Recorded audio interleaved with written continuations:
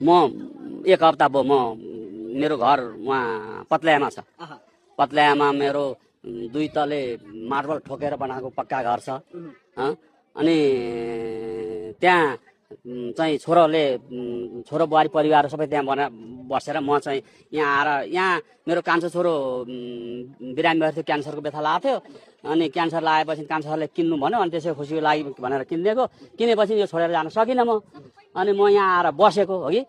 अनि अब अहिले चाहिँ रासोपाले जित्छ र मलाई यहाँ के भने बालेनले जित्यो भने त डोजर लगाउँछ भने। ल बालेनले जित्यो भने पहिले मलाई मार्नुपर्छ बालेनले, अनि मात्रै डोजर लाउन पाउँछ। बालेन प्रधानमन्त्रीसँग भिड्नु पर्यो भने भिड्छु, त्यसै भन्ने हो मैले भनेको। अहिले पनि भन्छु म। अब के गर्नु? अब बालेन डोजर आयो भने डोजरसँग म भिड्छु। ल भिड्छु म।